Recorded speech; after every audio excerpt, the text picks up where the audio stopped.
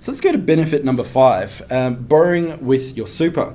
I love this one because it's kind of like leveraging the power of other people's money. Borrowing is a great strategy, particularly for those who are 30, which is exactly where I'm at, between the ages of 30 and 50, which ironically is around about where my parents are at. You run the numbers on that one. Wasn't many TVs back in New Zealand when we were young. Or they were, we just couldn't afford them. But if you've got a good balance, if you've got a decent balance in your SMSF and you're in that age range, borrowing is a great strategy. And why do I say that? Well, ultimately, it's a timing thing. That timing is really important to remember. We want to give as much time in the market as possible.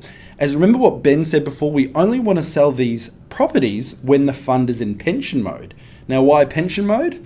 That's right, because there we pay zero tax. So even though I'm 30 now, and when I reach my preservation age, might be 30, 35 years away, that's a great thing. I've got 35 years worth of growth that I'm not allowed to screw up, mess up, or steal or destroy, which is what I tend to do if the money is in my wallet. And it kind of reminds me of saying that I heard in this book, and it says, don't wait to buy real estate, it's buy real estate and wait. Do you know who said that one, Benny? No, tell me who. It's T. Harv Eker. He's a pretty cool guy, good book. Yeah. So anyway, you can borrow up to 60 or 70% from a bank or another source, and I'm going to focus on that throughout the course, in order to acquire some property. So let me give you a personal example. Right now, literally as we speak, my family and I are looking for a commercial property to invest in using money that's in our self-managed super fund. We're actually hoping to get it in and around the Bulimba area where we live, because we love the feel there. We love being able to walk down to the cafes and the parks, and the whole family feel is really cool.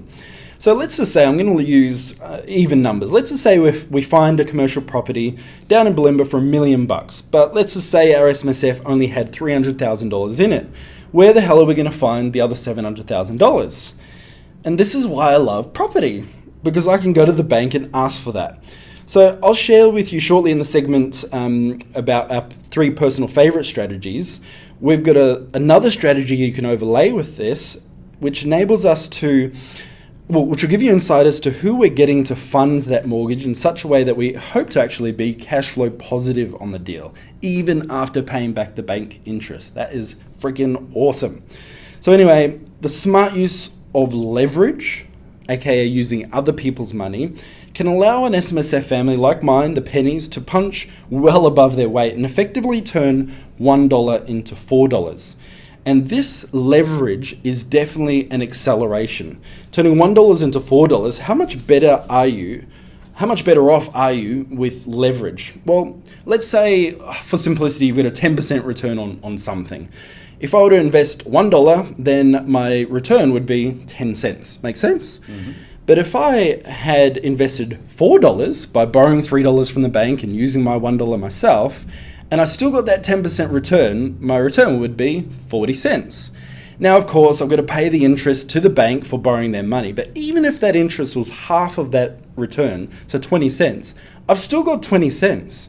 So who do you think is going to become an SMSF millionaire faster? The guy earning 10 cents in his dollar or the guy earning 20 cents? Like, come on, it's pretty logical. And so week 4 of the Become an SMSF Millionaire 12-week online course, there's a lesson, one of my favorites, called Leverage the Power of Other People's Money. It's the SMSF Millionaire's Guide to Borrowing, and I am absolutely looking forward to that.